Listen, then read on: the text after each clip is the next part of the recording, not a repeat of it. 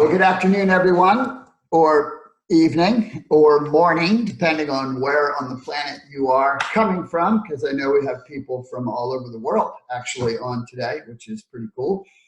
I'm Todd Burrier. I'm coming to you from my home in New Bern, North Carolina, on the East Coast of the United States.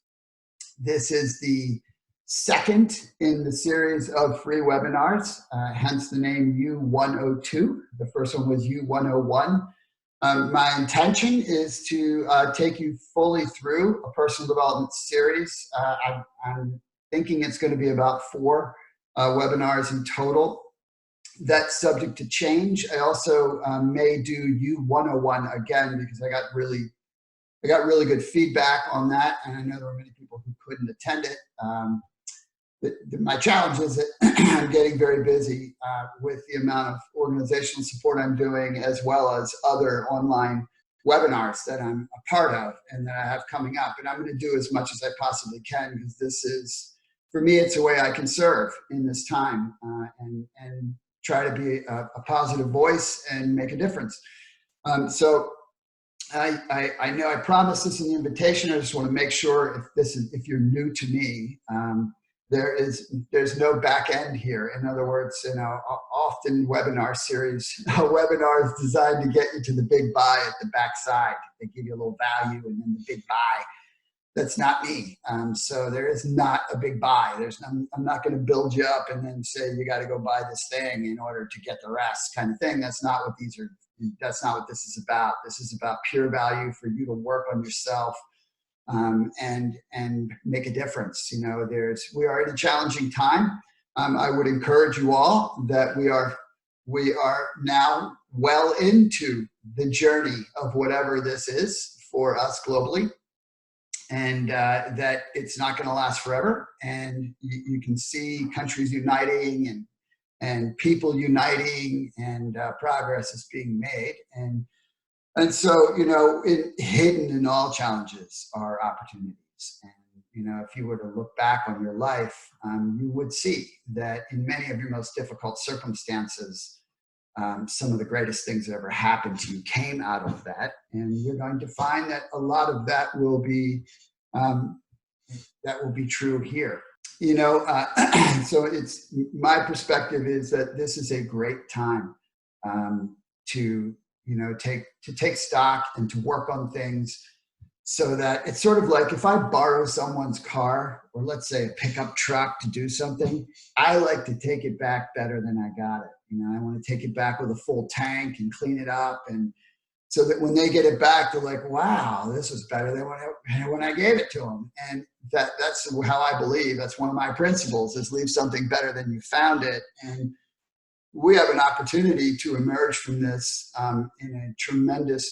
from a personal perspective, be able to make a greater difference, because we have a chance to work on ourselves. And so that's the purpose of these. It fits inside of my just cause. My just cause is to help each person to be their best self, live their best life, such that they can make their greatest contribution for the betterment of all. And because I believe if every human being was living that way, man, what an amazing world that we would have. We would have people operating in their strength zones and feeling fulfilled and, working together. I mean, that's again, I'm just one guy. I'm just a guy who's trying. And so I don't have any visions of grandeur about that. I'm just doing my part because that's what I see, and I am passionate about personal development because I know what kind of changes it can make. And I'm going to share a little bit of my story with you here and then move into the content. But, I'm a regular guy. I come from really very little, didn't grow up with money, grew up in a, relatively sort of a broken home.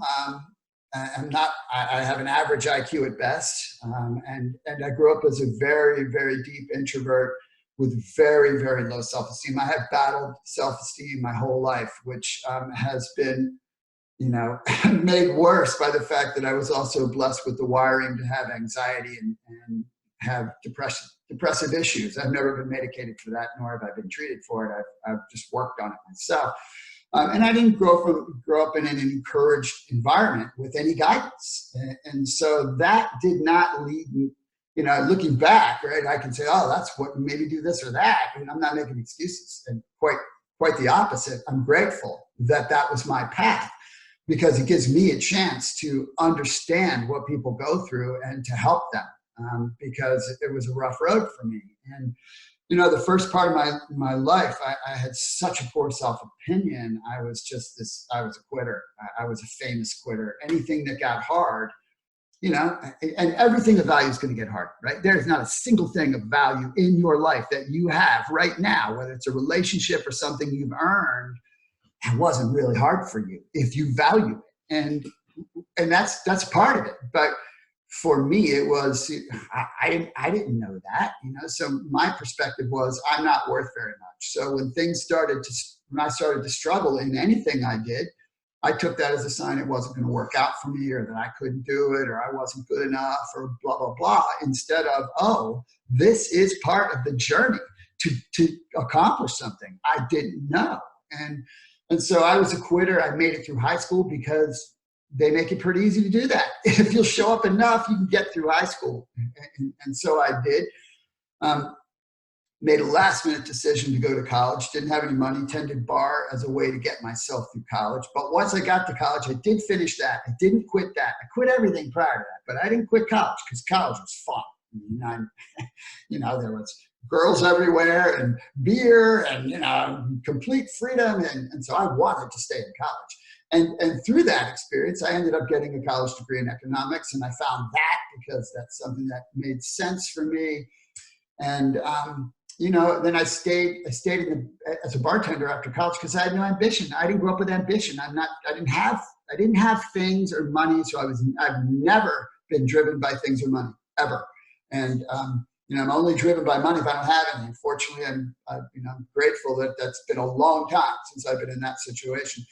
And then eventually got into the banking industry, and through a couple of ups and downs and crisis in that industry, I ended up being laid off twice in the banking version of this kind of crisis back in 1980 or 1987 and 89. And those were great things that happened to me. And that ended up, that kind of started the shift for me, because then I started a home business that led me to understand that personal development was a thing.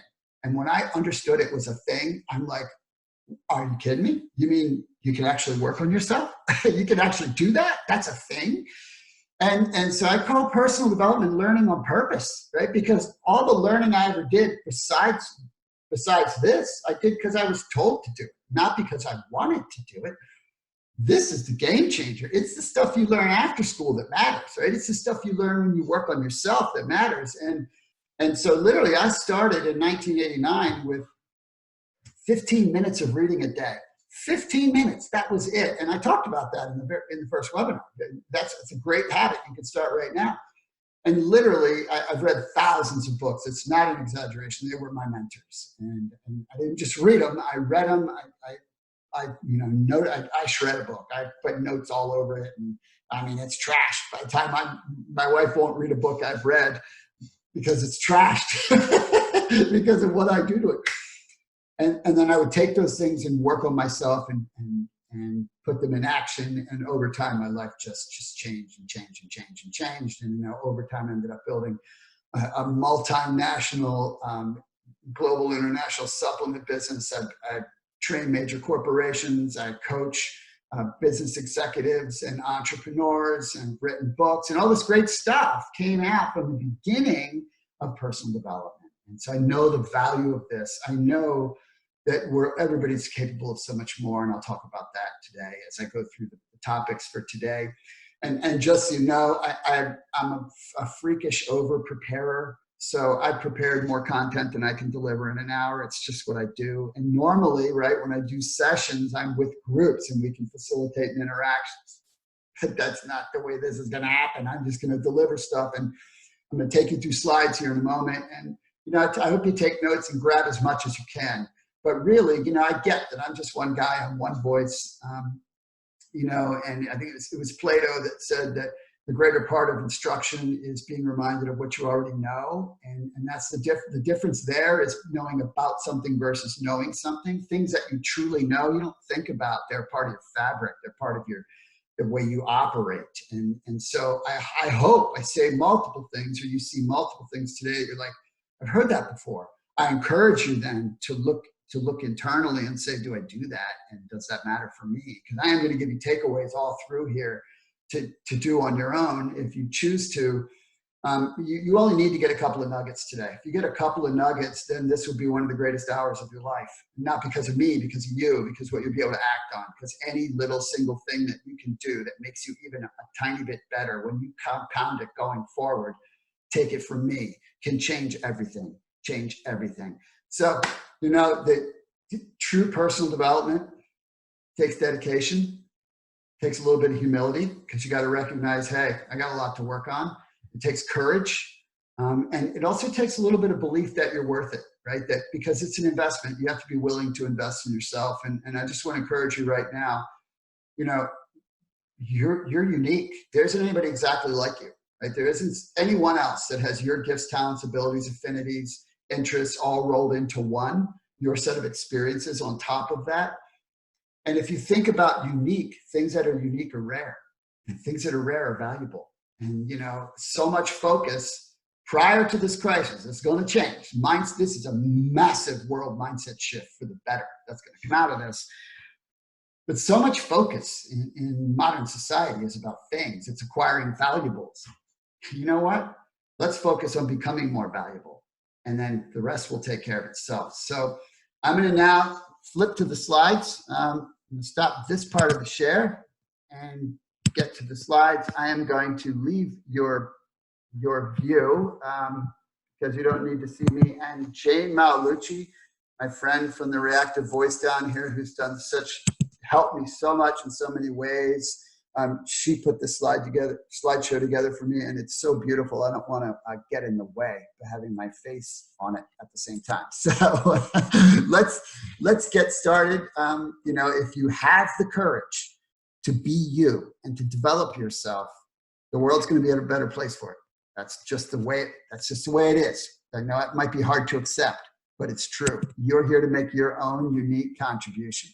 So first thing that I have to talk about briefly is the Three Circles platform, because that's part. Just do this really quick. On the right side of the screen is my book, Three Circles Living. It's the way I've lived for the last 25 years. It's what I teach as a platform in leadership development. It's what I teach as a platform for people living their best life possible.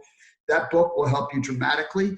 But I'm going to give you the insight right now as to how this fits into what we're doing here. So the way the Three Circles works, very simple.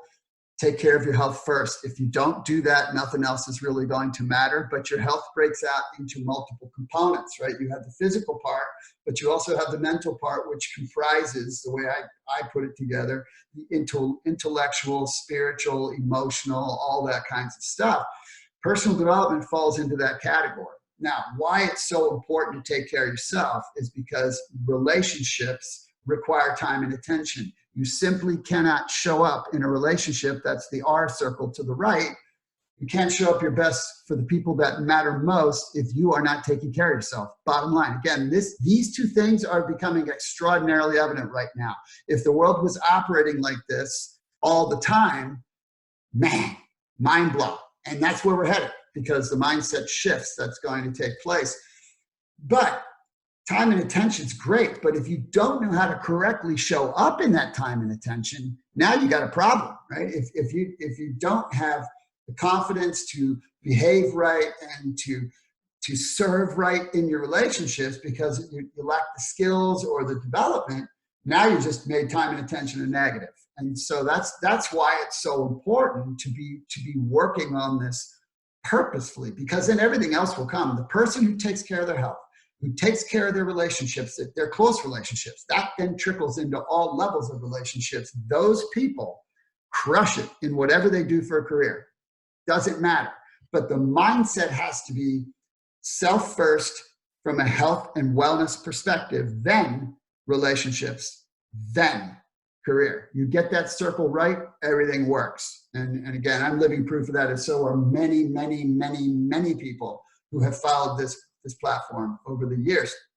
Now, in the very first session, the U101, we talked about things like the 7 aspects of the quality of life. We talked about the difference between emotional intelligence, EQ, and IQ. We talked about the belief cycle. We talked about responsibility. We talked about self-awareness. We talked about many different topics. But where we left off in that particular one was these things, the 5 things that affect how you interact with the world, how you show up, how you engage. And this is all about self-awareness. So I'll touch these 5 real quick, and then we're going to dig in. So the lens is how you see the world. Your image is how you want to be seen. Your motivations are your drivers. Your personality are your preferences. And your assumptions, they kind of like, they govern a lot of how you react or respond. And so knowing how to navigate these things is incredibly important. Now, we dug in deep to the lens. We'll do a quick overview just for you right now to set the stage before we jump into image, which we're going to spend some time on. So again, this is how you want the world to be. This is how you see the world. This is how you interact in the world. And so this is made up of 2 areas, right? The first is the static part of the lens, and the other is the variable part. The static is like your hardware. It's your experiences and your history. It's steep. It's very difficult to change. It's changeable, but it takes a long time. Now, the variable lens, this is like your software. This is extraordinarily changeable, which is totally driven often by your quality of life in the moment and how things are going, and also how you might be physically feeling and all these kinds of things. And it shows up tremendously in your attitude, which again, attitude is very changeable. And then the next place that it shows up is your mindsets. So the lens is greatly affected by your mindsets. Mindsets, even though attitude is often used to talk about mindsets are way different than that. They're way deeper than an attitude, right? Your attitude can change in a heartbeat. Your mindsets do not. Your mindsets are convictions. They are based in values. They're like guideposts. They're really strong, right? That I mentioned in the 3 circles, the mindset of health first, right? When that is a mindset, then you live that way, right? It's not changeable or fluctuate by how you might feel that day. It's like not optional. That's part of a mindset. And then, these are the lens can be influenced, and all the things that we're going to cover today have an influence on the lens. So the other 4 factors of these 5 also affect the lens, but the lens is sort of the projection of that. So we're going to jump into now image, and this one. I'm just going to tell you, this is going to be a little tough, right? Because you gotta look in an honest mirror when you're doing personal development, right? So, I once heard it said that when you're 20 years old, you care what everyone thinks, and then when you're 40, you don't really care what anyone thinks, and then when you're 60, you realize that nobody was ever thinking about you anyway. I can relate to that. I can definitely. I'm almost 59, so I'm 60 in a year and a couple of months. I've already gotten to it. It was years ago when I recognized that what people think of me isn't my business anyway. I don't have anything to do with that if I'm being true to myself and if I'm doing good and I'm treating the world the way I believe you need to treat the world, right? So we all have to deal with this. I'm going to really break this down because it's a big issue for people. So how we want to be seen is essentially what image is. And so if you think about that, probably the greatest example of image, right? And everybody has this, right? There's no one for at least a substantial portion of their life that is not trying to project some image somewhere to someone.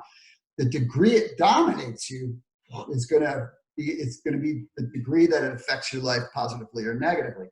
But if you think about dating, right? Maybe you haven't dated in a long time. Right? I obviously haven't. I've been married to an amazing woman for over 31 years. And, we were dating before that. So it's been a long time. But you know what? If you think about when people date, especially in the first half of their life, how do you date?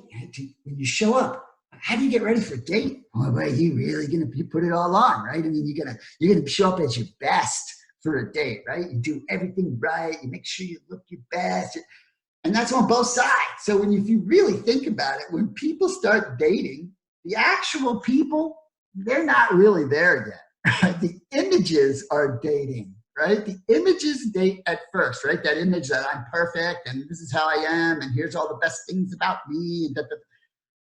And then it's after months, right, that people start to say, wait a minute, wait a minute, you do that, or you are like this, right? That's when you start to let your guard down and the real person starts to come out. Probably another example of this would be a resume when you're hiring, right? Resumes they're really not that valuable, right? Because that's the highlight reel. That's not going to tell you what someone's character is like. That's not going to tell you how they show up when things are difficult. That's not going to tell you their deeper learning, right? I'd rather know, tell me the things you messed up. Tell me what you've been through that you struggle with. Tell me your insecurities, right? Tell me where you failed before. Right? Those are the things that say, wait a minute, this person's got some depth. They got some character.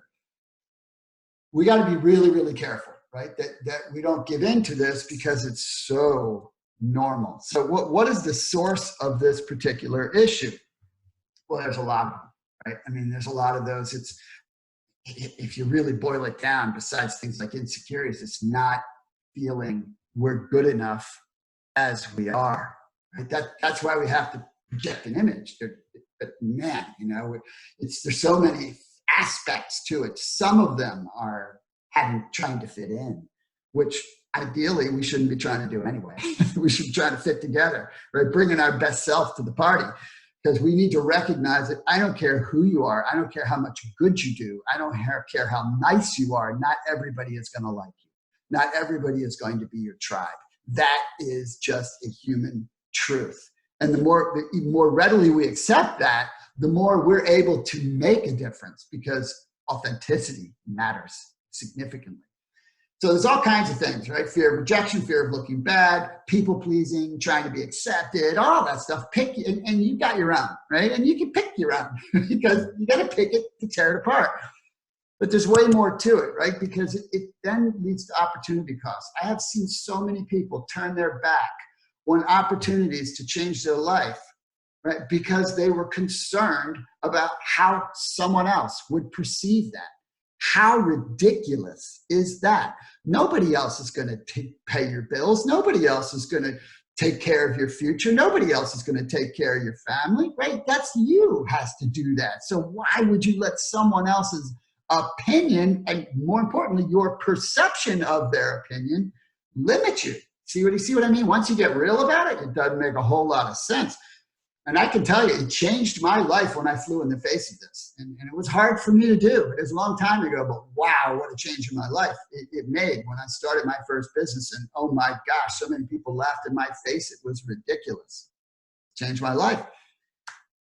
Lost opportunity, which means lost income, lost growth, right? Because the definition of opportunity cost, and that, by the way, is a pure economics term, right? Is you choose one path and you miss the opportunity of whatever the other path was, right? That's essentially boiling it down really simple, which means also lost impact, right? Because bottom line is, if you're not doing something you want to be doing because you're thinking someone else thinks you shouldn't be doing it, then you're missing an opportunity to make an impact.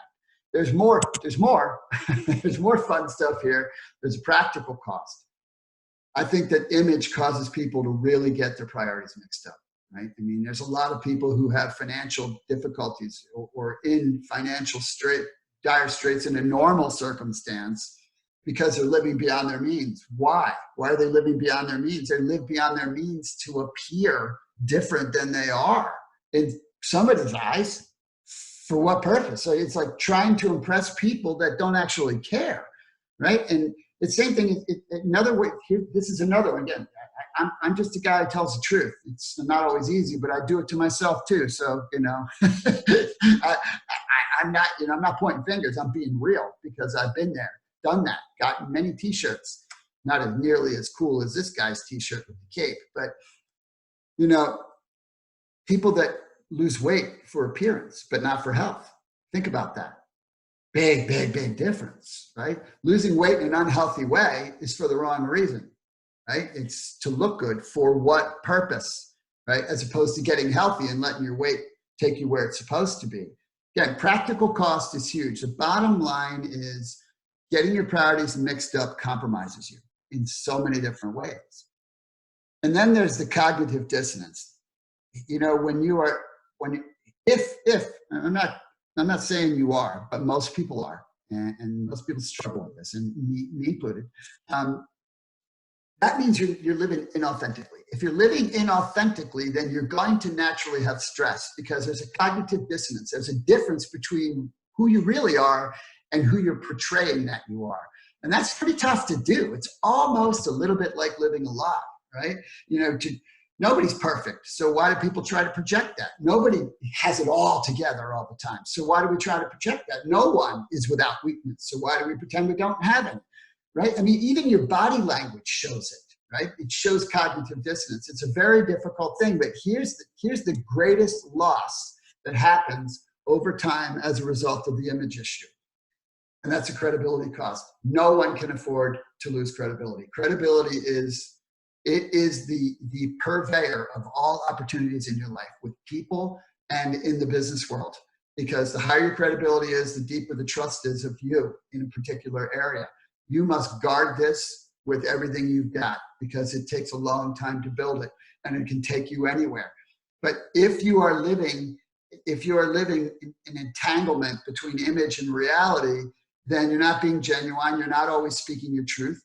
The reality is, right? And this is a scripture. Nothing is hidden. Right? Nothing is hidden that will not be revealed. That's just the truth, right? So people get found out and it costs them too much. This is a John Maxwellism I heard years ago. He talked about what's more important to you, your image or your integrity. It's a really great way to put it. Because if you focus on living in your integrity, you never have to worry about your image. The right people will get you. Right? That's the bottom line. And so that should make it easy. So let me give you some takeaway questions in this little area. So you may want, if you want to do the work outside of this, these are the ones to write down. Where have you done this in your life and why? What has it cost you? What has it gained you? And what will you change? So where have you done this and why? What has it cost you?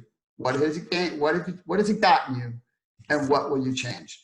All right, so let's jump into motivation. So motivation is another big factor, right, in how we interact with the world. And we have to recognize that motivation comes in many different layers, and we'll keep it simple. You have extrinsic motivators, which is the surface thing, right? That's the surface thing. Like, for example, I want money. If I say I want money, that's a surface thing, right? I don't really want money. What I really want is whatever that means, right? And that's the intrinsic motivator, right? That's the deeper motivator. And the difference between the two is often, right, without a deeper understanding, without development, people don't realize why they react or why they do the things they do because they don't even understand their own motivators. They think they want money, but that's not actually what they want. They want something different. They want security. They want love. They want this. They want whatever that is. And we all have similar ones, right? We want to feel like we're loved. We want to feel like we mattered, that we matter. We want to feel valued. We want to feel fulfilled. We want to feel secure, right? That's human stuff, okay? And so very, very important to understand what our drivers are. And you have to do this introspectively. These just don't, they just don't pop up. So unmet needs and desires are a big part of that. Next is centering. Now, in the Three Circles book, I talk about this.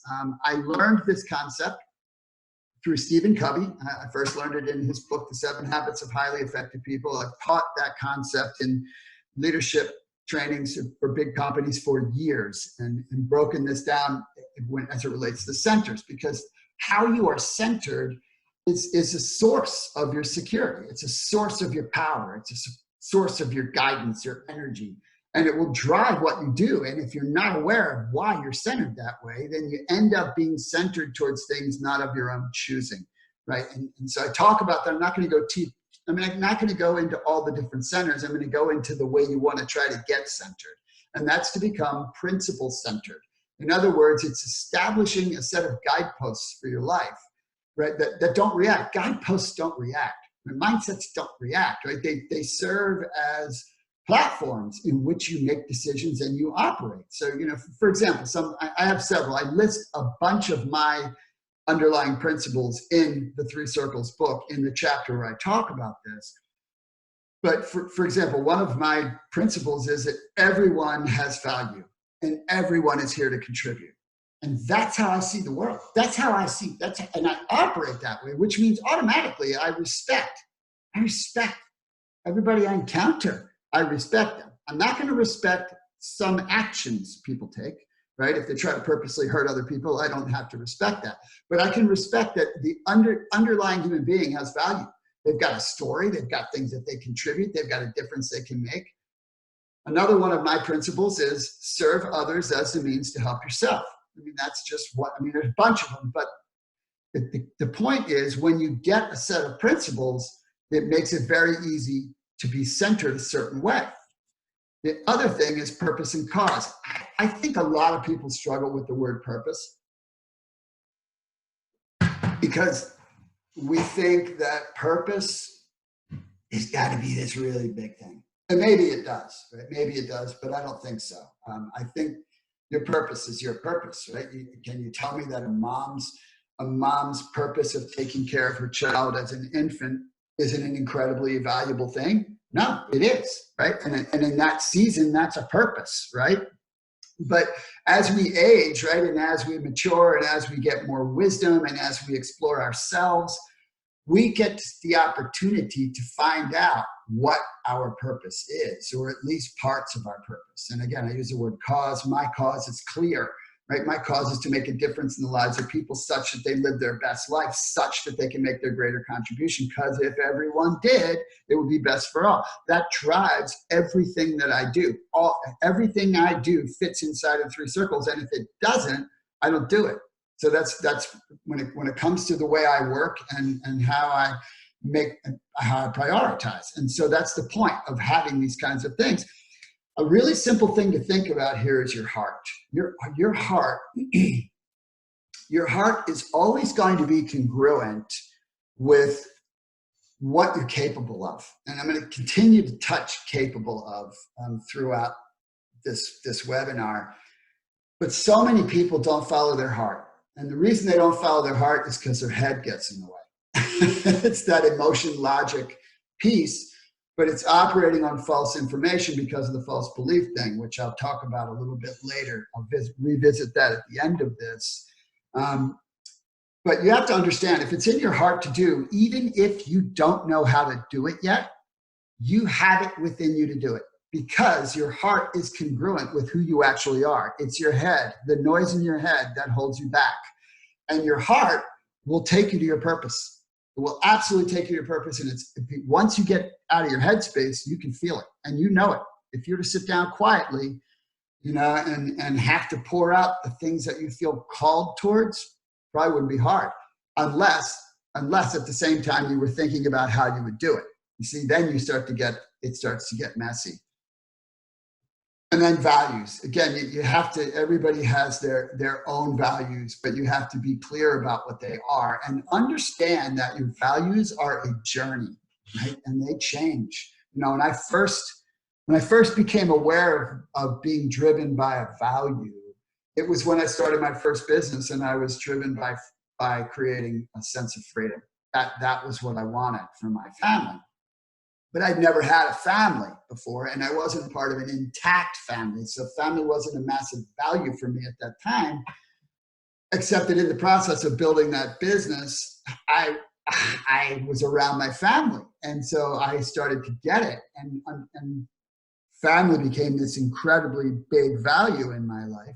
And then as I was uncovering my personal areas where my heart is, I uncovered the fact that serving and teaching is what I'm here for, right? And it's part of my value system. And then the Three Circles. The point is that evolution, that journey, you're on that journey. because there are three journeys you're taking all at the same time. The first journey is the journey to accomplish whatever it is that you're doing, or whatever pursuit you're in, or the career that you really want to be in. Whatever that is a journey to accomplish something. Right? But it could also be if you want to run a marathon. Let's say you've never run and you want to run a marathon. That's a big goal, right?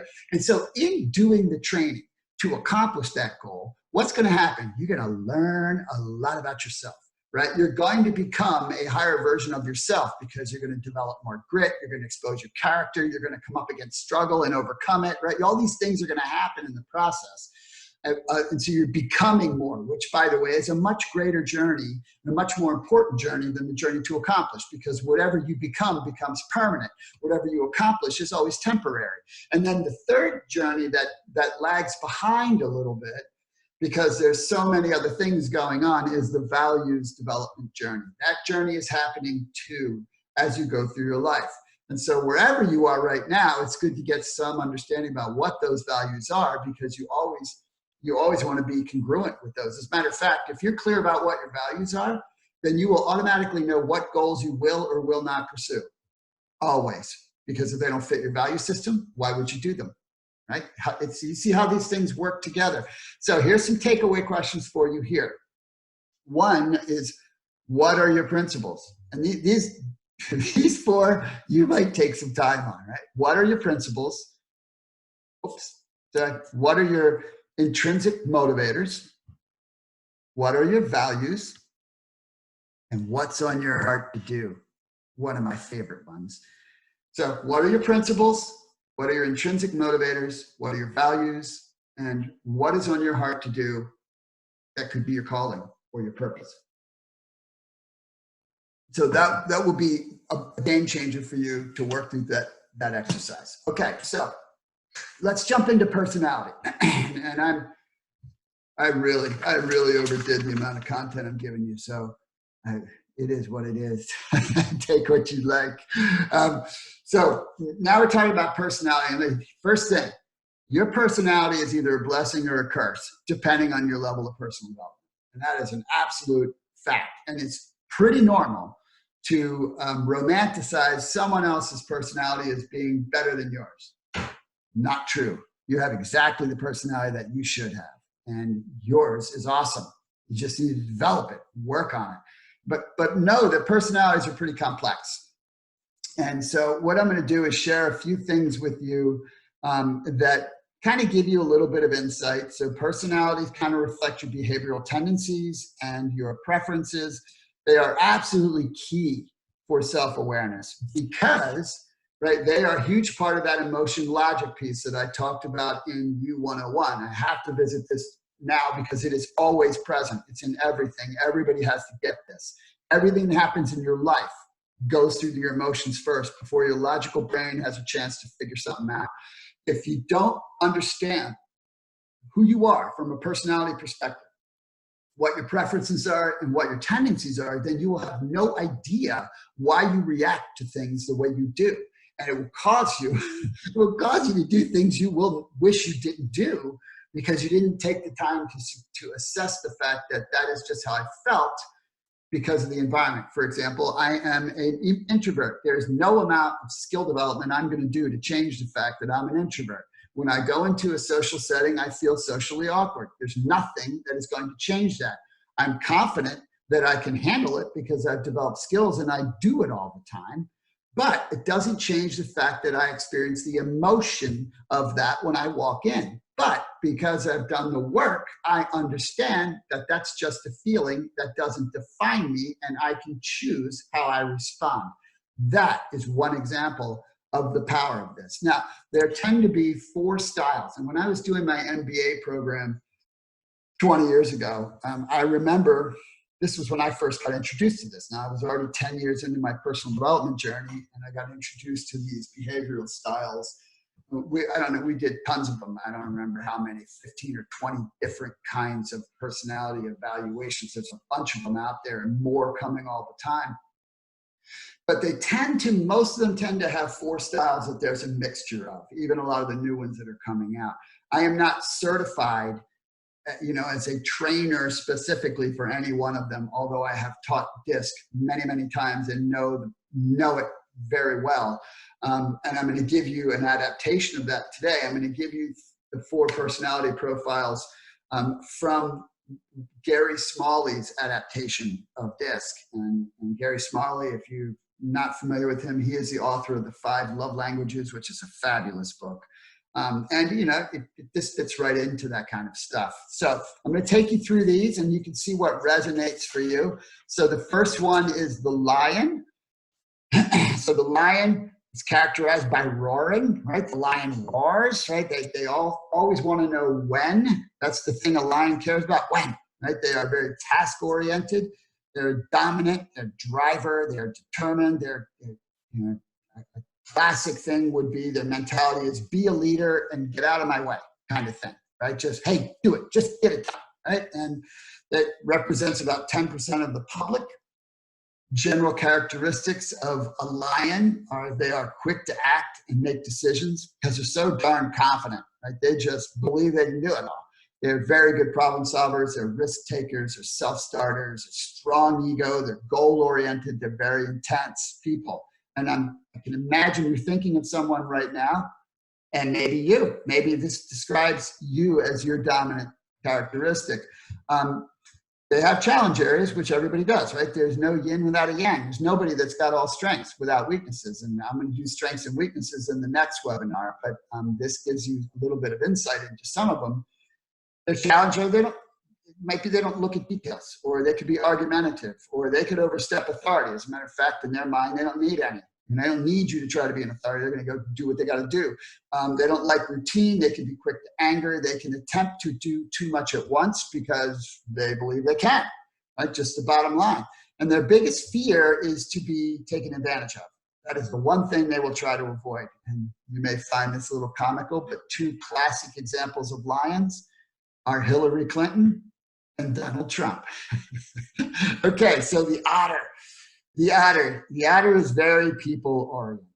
They are playful people. They always want to know who's going to be there, who's doing this with us, who's going to be, that's the thing. They're like a party waiting to happen. But they are influencing, inspiring, and impulsive. And they are characterized by, I don't care how much you know until I know how much you care. They are 25% of the public fits this profile as their primary preference. General characteristics, they're enthusiastic, they're expressive, they're very trusting, very optimistic, persuasive, talkative, emotional, very quick to make decisions, but different from the lion being quick to make decisions. The lion is quick to make decisions because they're so confident they can do it. The otter is quick to make decisions because they're impulsive. It's a totally different kind of decision making. Their challenge areas are they're not very good with details. Often they don't listen very well, and they can be much more concerned with popularity than results. So you can see where that can be a problem. And they might rush to agree to something or rush to an apology too quickly just because they want everything to be okay.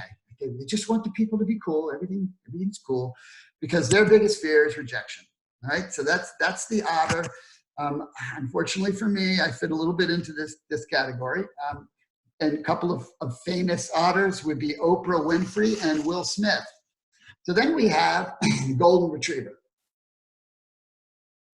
Isn't that a great picture? I'm a dog lover, so I like the otter too. Actually, I like all of them. Gene did such a great job on these slides. So Golden Retrievers, also people-oriented, extremely loyal. And they always want to know why. Why are we doing this? Why are we doing it that way? Why are we going here? Why? It's that, hey, why? And that's where they are. They're going to go with you, but they want to know why. They are characterized by plan the work and work the plan. Very stable, very supportive, very steady. 40% of the public is this profile.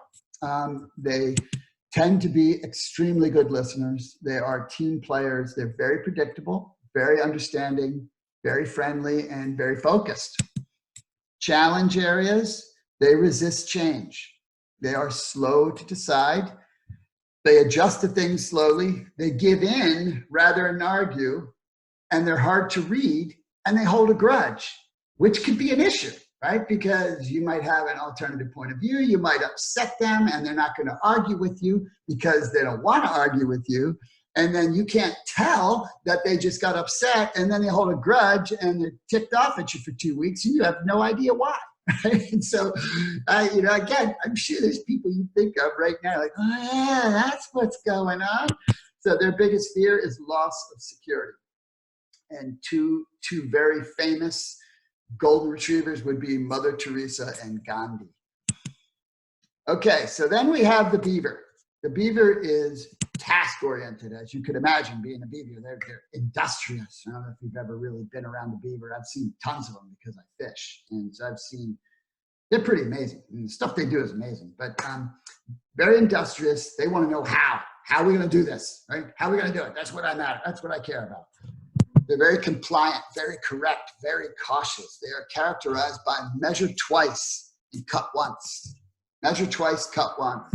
25% of the public fits this personality profile. General characteristics, they're very careful, very conscientious, accurate, analytical, fact finder, very precise, very high standards, very systematic. They love rules and boundaries.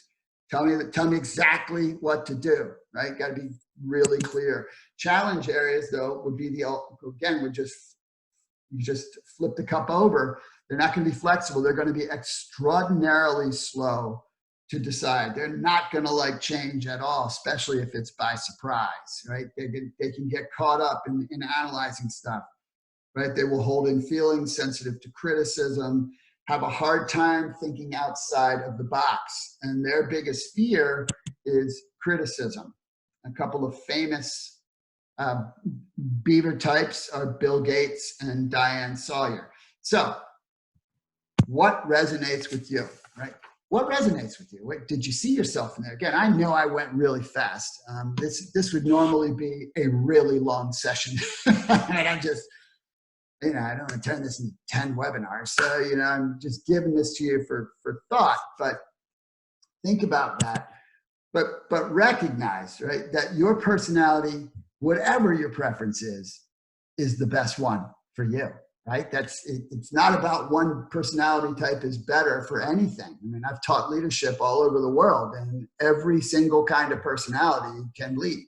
So it's not a limiting thing. It's understanding your strengths and your tendencies and your preferences and then applying them. But it also has a lot to do with communication, which is a whole nother area of this. But, something to really remember, that the easiest thing in the world is to be you, right? And the most difficult thing is to be what others want you to be. Now, this is a famous quote by Leo Buscaglia, who is a famous author and speaker. You are who you're supposed to be, and you are exactly the best way you're supposed to be. You just have to develop it, right? Because none of us is ever a finished product, ever.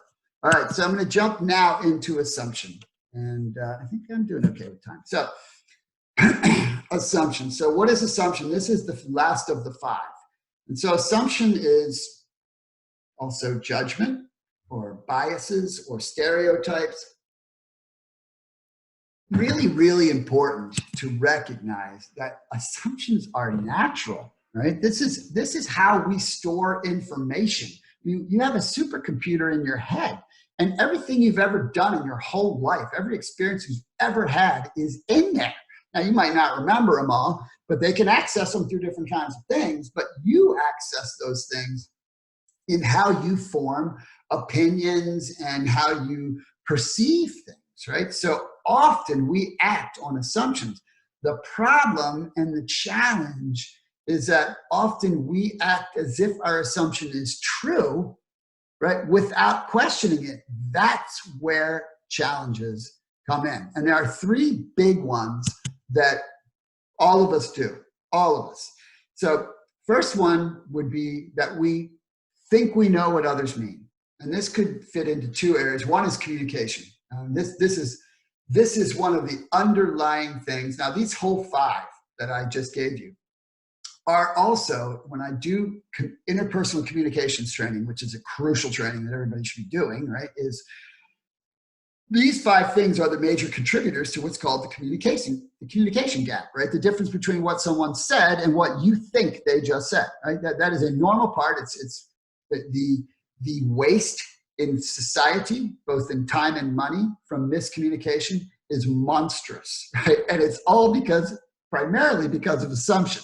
And, and so if you think about all these things I just shared, right, about you and how you interact with the world, what everybody you interact with has got their own set of all 5. Okay, so now you automatically can see how it'd be really easy to have disconnects. So very much an issue in interpersonal communication, but also an issue with actions, because it's so easy to see someone do something. It doesn't even matter what it is. I think I shared on a video last week or the week before that someone pulled out in front of us, like blatantly pulled out in front of us a couple of weeks ago when we were driving down the road. And, you know, my first inclination, my first thought process was not good, right? And then I went, you know, so that's my first, like, that person must be whatever, fill in the blank, right? And then I thought, now, what are all the other reasons that person could have just done that? And I, you know, in 5 minutes, I came up with 20. So do I know why that person did that? Nope, I have no idea. I'm never going to know.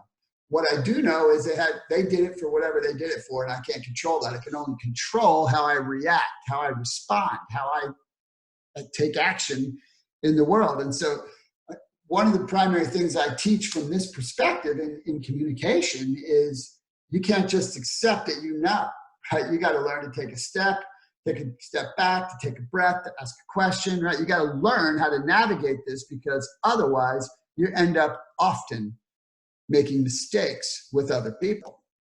Next is you cannot assume based on appearance. And oh my gosh, this has always been true, but it's never been more true than now. You just can never go, well, that person looks a certain way, so they must be a certain way. I mean, that's just not very smart. My favorite simple thing to remember comes from the movie Pretty Women. Maybe you saw that woman, or you saw that movie when Julia Roberts is going into this boutique in Beverly Hills, and she's not dressed like, their normal client, and they kind of blow her off and tell her that she is in the wrong place, blah, blah, blah. And, like a day or two later, she comes back and she's just dressed gorgeously. She looks spectacular. She's got all these shopping bags, and she walks in and they immediately come to attend to her, and she looks at him and says, "You don't remember me, do you?" And then she says, "I was in here a couple of days ago." And then she says, "Big mistake, big mistake," right? When she shows all the stuff that she bought. That happens all the time.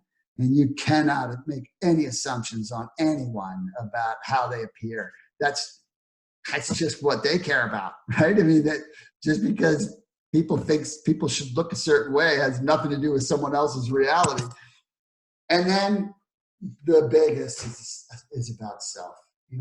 This is where I get, it makes me a little sad, because I see so many people who limit their life based on the false beliefs, based on false assumptions about themselves, right? Because nobody knows what they're capable of. It was Gandhi who said that if we all did what we were capable of, it would suffice to solve the world's problems. But the problem is that we make decisions based on what we know about ourselves now, or at what we perceive about ourselves now, which is also not accurate, right? It's not, because we're too focused on the wrong stuff, as I'll show you in a second. But man, right? If we had any understanding about how little we know about what our potential is, we'd never put a lid on ourselves at all about this kind of stuff. So some takeaways for you are, what are your stereotypes and assumptions? It'd be really good for you to take stock in those, because they're affecting you. They're affecting how you decide, how you make decisions. They're affecting how you interact. They're affecting a lot of parts of your life. And the second is, and this is a little exercise for you to do. You can do it today. And that is notice, right? Be purposeful to notice how often you jump to a conclusion and assume you know why someone is doing something or what their motivation is. This would be if you question everything you see, like you could go on social media and question everything you see. You could question everything that in every interaction you see around you, even in your household, right? Or what you see on television. It will shock you, right? It will shock you how often you just blanket assume something is a truth. when it's actually just your assumption. Okay, so really, that's really powerful stuff if you dig into it. So last little piece for today is the self-belief piece. So, I talked in the last webinar about the fact that your beliefs are simply thoughts that you continue to think. That's all they are. If you change, and that doesn't mean they're true, right? The world's not flat, even though for years people thought it was, right? So if you change your thinking, you change your beliefs. Now, why is that important? Because your beliefs determine your choices, and your choices then determine your actions, which then determine the results you get in your life, which then further augment the way you think and your beliefs. And so you have to be conscious of that. So here's some things to recognize. First of all, 85% of our culture has low self-esteem. This is a true statistic that I actually believe is understated. I think it's higher. I think some people just won't admit it, because almost everybody has low self-esteem in some area. So maybe they're just giving this as a blanket in general. But I know from teaching and working in so many different companies with so many kinds of people that this is higher than this. It's higher. And why? Where does it come from? The conditioning that I talked about before, right? The fact that we are not fed positively, right? We are fed negatively. And then the other part of that is that we as human beings, because of that negative conditioning, we build monuments and catalog negativity in our life, right? We actually remember the negative much more than we remember the positive. And you see that culturally, right? And bad news travels fast. Good news, it doesn't get too far, right? That's just the bottom line. So the key is to learn how to flip the monuments, okay? So typical monuments would be things like bad decisions, failures, rejections, disappointments, regrets, right? These 5 things alone. Now there's more, but I just pulled these 5 out of a hat for you, right? What are they really? Bad decisions, those are just learning opportunities. Failures, they might have been that you quit too soon, which used to be my problem, or just a lack of understanding that was actually learning, and maybe it wasn't a failure. Well, rejection isn't even about you, by the way. Rejection is about someone else's decision. It has nothing to do with you. Disappointment. Do you realize you can't be disappointed unless you have an expectation? The only way to be disappointed with another person is if you have an expectation. There's just no other way. And so it's just merely learning. It's just looking at these things for what they are. And regrets is the big one, right? Regrets, to me, regrets are one of the biggest needless wastes of energy, emotion, and enthusiasm in life, because that's like saying, I wish I could go back and change something.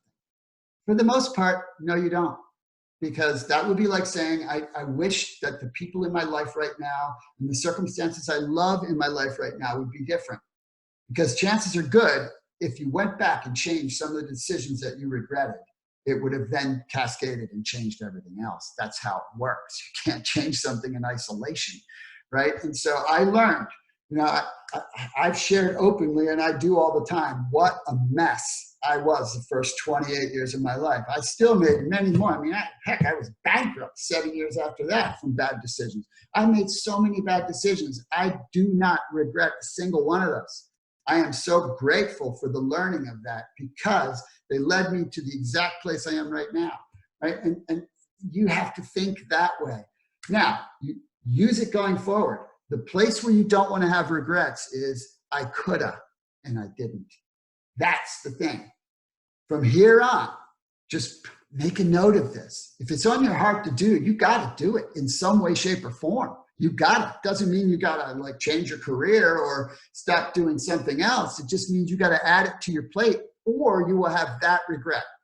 You never regret the stuff you tried, for the most part, but you will always regret the stuff you didn't try. Always. Life's too short. You don't have any.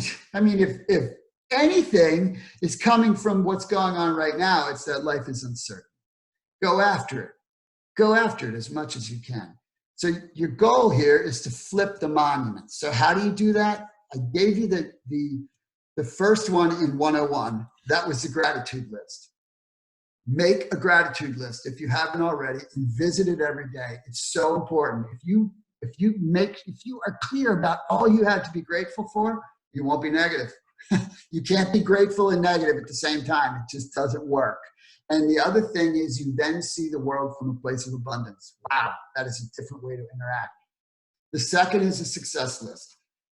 I've done this for years with my clients, had them to create a success list because again, back to that monument thing, we built monuments to the negative stuff and not to the positive stuff. And as a result, all these great things we haven't cataloged positively.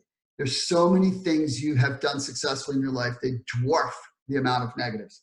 Right? I mean, just think about how many, you learn how to walk, you learn how to talk, you learn how to read, learn how to write, use a computer, you learned a language. There's so many different things you've done, right?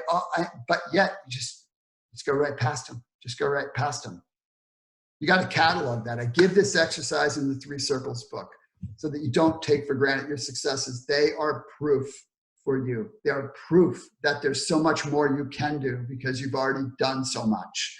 And it helps you see the world in an entirely different way. And it helps you to flip the monument. So that's your big takeaway today. I know I rolled really fast for an hour. It's just the way it is. I don't know how much it's going to be when I start putting it together. My next webinar is going to be a 3 Circles webinar next week. I will announce that. This is a time to get really proactive. So I hope that this was of value for you and it was helpful for you. And I hope that you take it seriously and act on it, because this kind of stuff can change your life in a really an incredible way. Not right away. Nothing changes your life right away, but in a big way going forward.